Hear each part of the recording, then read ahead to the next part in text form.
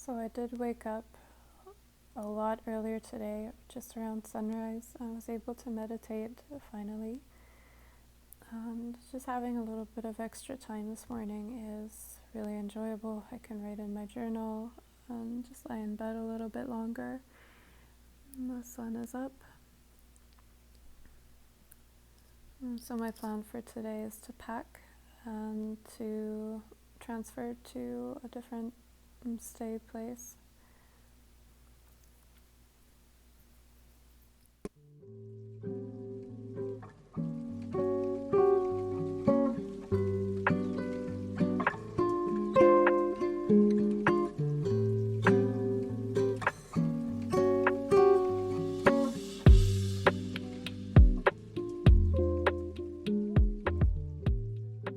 And this is my lunch for right now.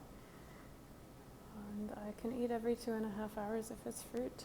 And I just need to be on empty stomach condition by 7 o'clock tonight.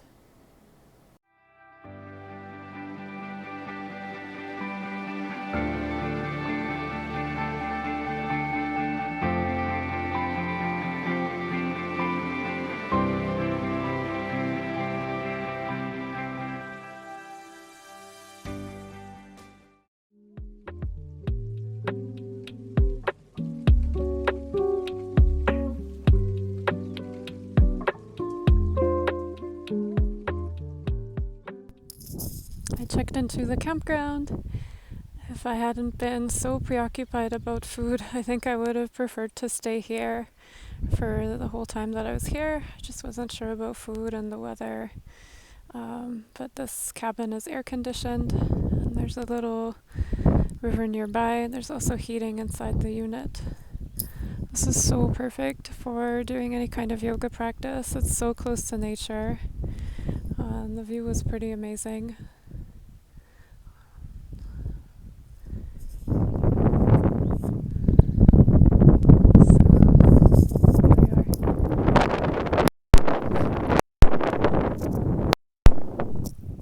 This is what I use to usually check what time the eclipse will be.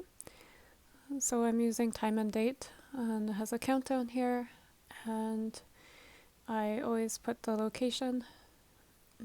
So if you scroll down, it shows you exactly when things start to happen. So local time 7:30, the penumbral eclipse begins, but it's below the horizon, so the moon hasn't risen yet. That'll be happening at 8:10, and then the partial eclipse will begin after moonrise at 8:27, and then the total eclipse will begin at 9:29. At the same time, there will be sunset, so the Sandyakala for the sunset will be at 8:20, so 20 to 24 minutes around that. I plan to be doing Sukha Kriya, since that's one of the practices that we can do that I've asked about before, that doesn't interfere with the eclipse. Otherwise, it's best to finish practices away from the eclipse. So I'll try to finish or be on empty stomach and finish all of my practices by 7:30, 8 p.m. tonight. Let's see how warm the water is. It's pretty warm, actually. It's middle of the day. It's not too cold.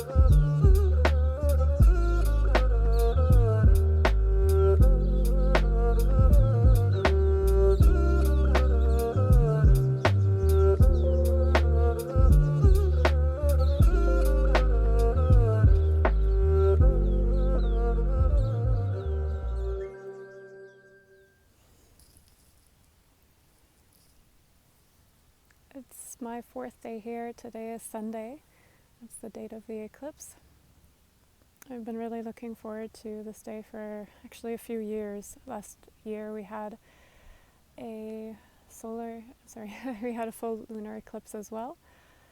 And I wanted to come here after hearing Sadhguru speak about the potency of the place and his experience here, the history of Mato Tipila, and what it meant to the indigenous people of this land. So I have a friend actually that also inspired me to come, who is just a very naturally, spiritually receptive person. I'm apparently not. It's taken me about 3 days to really get used to attune to the space, to feel what's here. I wanted just to speak about that. Yesterday I sat near Mato Tipila for a little while. I described it in a video afterwards. It was just palms open, not doing anything in particular, just sitting with the space for some time. I found it very easy to get into a meditative state, and I didn't realize just how much the space had affected me until in the evening when I went back to my hotel. I was lying down and I could just feel this incredible pulsation, this incredible energy in my body that hadn't been there before. So I also got a sunburn just right on the tip of my nose from being out yesterday. I think it's a very apt metaphor for what's happening here. That just because something is powerful doesn't mean that you should be exposing yourself to it all the time. So the way I feel is I'm just trying to gradually go in bits and spurts to the place to meditate. And yeah, it's been such a beautiful experience so far. So grateful for everything. If I had gotten here even a day sooner, it would have still been cold and raining. It's not super warm right now, but I'm extremely grateful that it's like the camping season has started, but it's just started. So still before Memorial Day, there aren't any crowds. It's very easy to get around. Washrooms at the campground where I am are extremely clean. It's especially important now in these times. And so I feel very safe traveling on my own. Everybody that I've spoken to is just so warm and friendly and open. Traveling on my own hasn't been an issue at all. I was a little bit apprehensive before I left home about how that would be, but I've been fine. So next time I would love to bring friends. If you would like to maybe have a retreat together, just please let me know. I'll try to leave some contact details below the video, and I'll, of course, mostly sharing this video at this stage with family and friends that I know who are also meditators. And so now I will be driving up again towards Mato Tipila through the state park entrance, and just try to soak up a little bit more of the energy in the space. You can see at least 3 climbers on the tower today.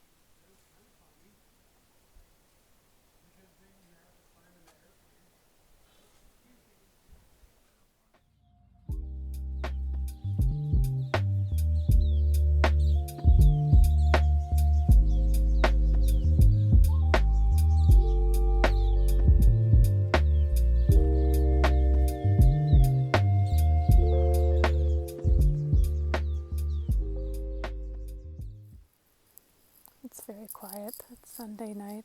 There's very few people on the trails.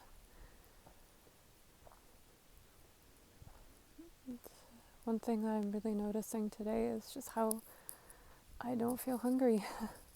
I've been eating mostly fruit today and since last night. I just don't feel very, very hungry. And when I was sitting to meditate, just felt like a few minutes, even though I was meditating for almost 40 minutes. So it is a lot easier here. There's something that's very conducive towards a meditation practice.